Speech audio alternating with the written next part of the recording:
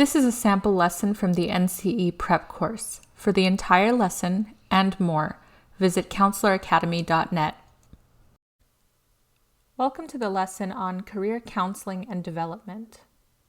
Here's a list of some of the major theories, assessments, and additional resources that will be covered in this lesson.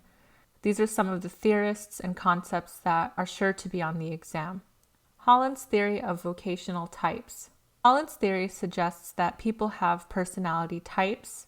If you've ever heard of Holland's code, that is out of this theory.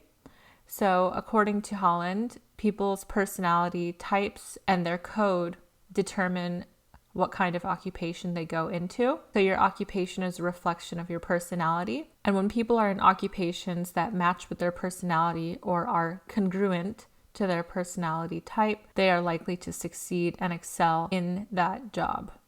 Holland's theory also suggests that people with similar types are likely to work in similar jobs. So an individual with one personality type code is likely to be surrounded by people who have the same code as them, and this creates an environment that supports congruence.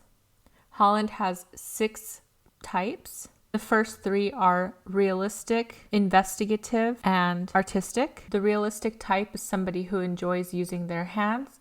So these are people who go into occupations such as construction, farming, and manufacturing. These people may also go into careers such as truck driving or architecture. The investigative type is thorough and analytical. They enjoy exploring things and gaining knowledge. So this is the person who is likely to be a scholar because they enjoy going into one topic in great depth or many topics into great depth. These people go into occupations such as biologist, chemist, dentist, veterinarian, or programmer. The next type, artistic. This person is usually creative. They are musically inclined or artistic. They can be emotional. These people are very expressive and creative. They can also be very spontaneous. The artistic type goes into occupations such as artist, musician, poet, writer, and interior designer. The next three types in Holland's code are social, enterprising, and conventional. The social type is somebody who likes to inform, educate, or help. These are people who are very supportive. Social type typically goes into occupations such as social work, counseling, or civil services. The next type is enterprising. This person is verbally skilled and persuasive. This is the kind of person who likes to talk, lead, and sell things. These people go into occupations such as lawyer, business executive, politician, or TV producer. The final type is the conventional. This person likes rules and routine. They enjoy providing direct structure, and they have great self-control. This person is very stable and efficient. They are also dependable. They go into occupations such as bank teller, clerk, cashier, or data entry. In order to determine a person's Holland code, an individual will take an assessment which will give them 3 primary codes. Here you see the Holland codes arranged in a hexagon shape. There's a reason why they are in this shape, and there's a reason why they are in the order that they're in. Usually people's code involves 3 types that fall next to each other on the hexagon. So somebody's code may be RIA or ASE. An individual will have 3 primary code types, but that doesn't mean that they don't have the other types within them. Everybody has a little bit of each of these types in them, some more, some less.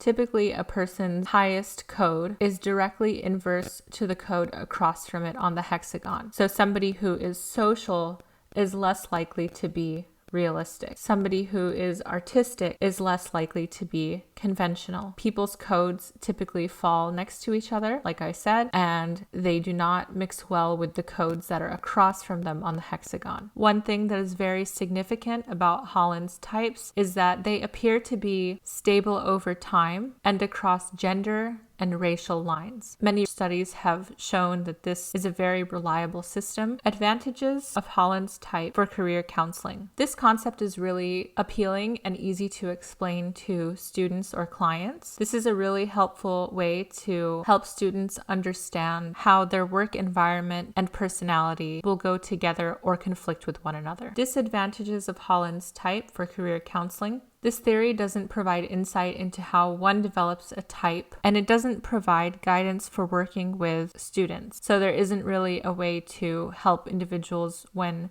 there is incongruence between their type and occupation. It just describes the different types and this concept of congruence between type and work environment. Parsons' trait and factor theory. This is likely one of the first career counseling theories. It operates on the idea of matching personality traits and skills with job factors such as pay and work environment. The theory suggests that the better the fit between traits and factors, the higher the job satisfaction will be, and subsequently the higher the success will be. Take a look at how you can use trait and factor theory in counseling.